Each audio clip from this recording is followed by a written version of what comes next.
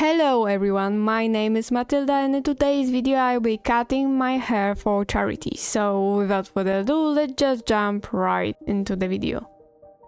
Before we get into the cutting part, let's talk about preparation. If you're thinking of doing something similar, the first step is to check if there's a foundation in your country that accepts hair donations. In my case, I chose the Rak'n'roll foundation here in Poland.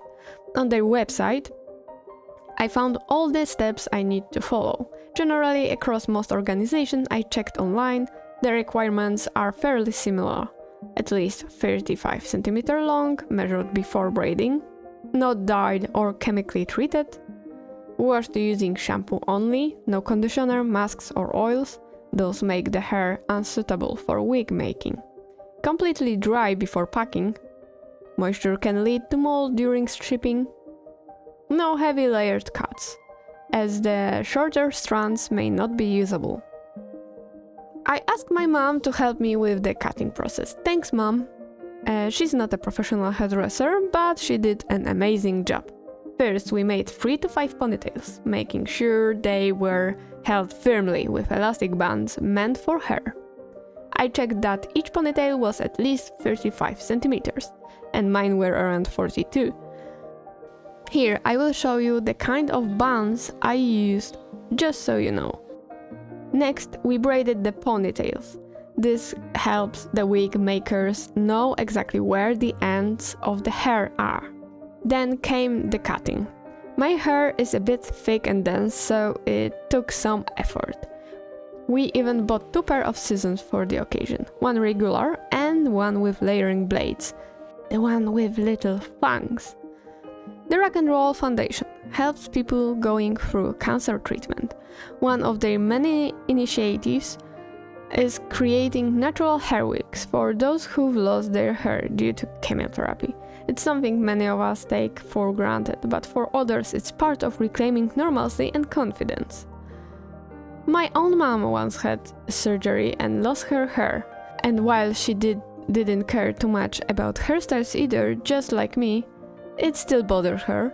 People stare, you see yourself in the mirror, and you're reminded of what you've been through. A wig can help with that transition back to feeling like yourself. As for me, I've always liked shorter hair. Think Serena from Pokemon after she cuts hers. But for the past 2 years, I didn't have time to go to a hairdresser, and I patiently waited while my hair grew and grew to about 35 cm. I figured if I could just hold out a bit longer, I could do something meaningful with it. And today, the time finally came. I don't need long hair and it will grow back eventually, probably to my preferred length in just a few months. But not everyone has that chance. Cutting took a while, but we made it through.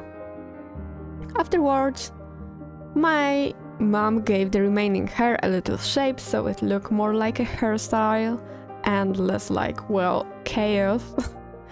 I'm really impressed with what she did with that short amount of hair left. She is amazing.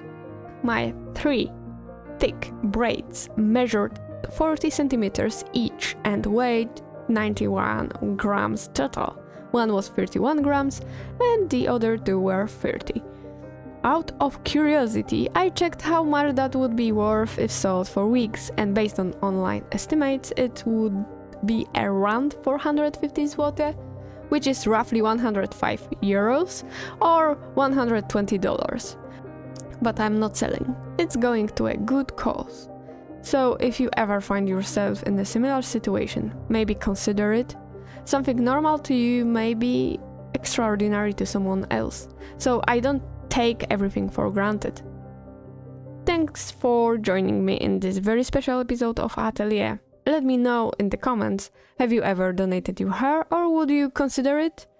And if you've gone through a treatment or helped someone who has, I send you all the warmth in the world. Take care! Thank you for watching. If you like this video, hit that like and subscribe button. Also, leave a comment and see you next time. Bye bye!